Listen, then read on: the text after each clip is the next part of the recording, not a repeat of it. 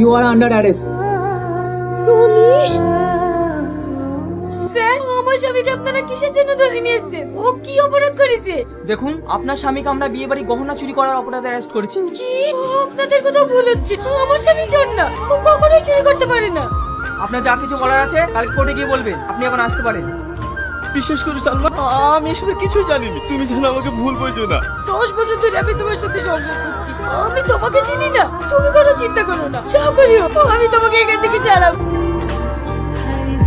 আব্বা, তোমার জামাইকে পুলিশে ধরে নিয়ে গিয়েছে। ও চুরি করতে পারে না। তুমি যা করিও ওকে ছাড়িয়ে দিয়ে আসো। কে জামাই?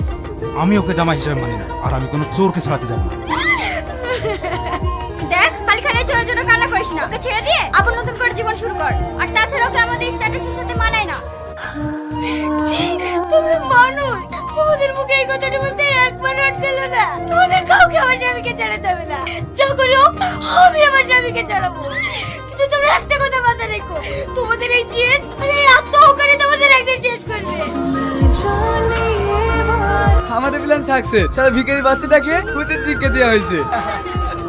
তবে যাই বলো, পল্লবীর জবাব নেই। পুলিশের সামনে কেঁদে কেঁদে গয়নার জন্য কি নাটকটাই যে করলো।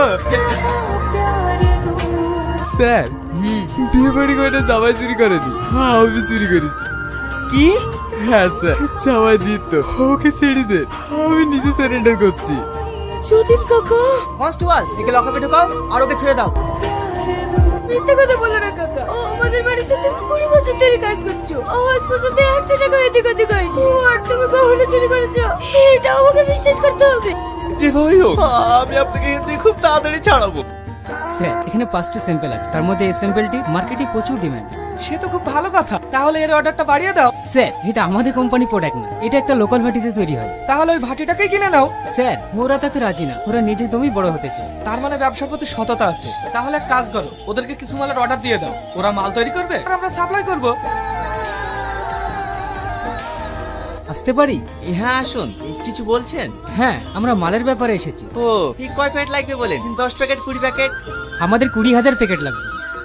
20,000 প্যাকেট? আমরাও তো মাল দিতে পারবো না। টাকার জন্য চিন্তা করছেন? টাকা নিয়ে ভাববেন না, আমরা টাকা দিচ্ছি, আপনারা মাল তৈরি করুন আর আমাদের কোম্পানিকে সাপ্লাই দিন।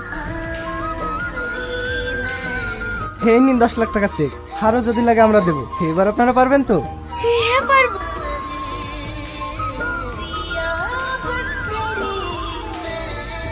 এভাবে কোথায় যাচ্ছ? এই সাজে কেউ শুভ কাজে যায়?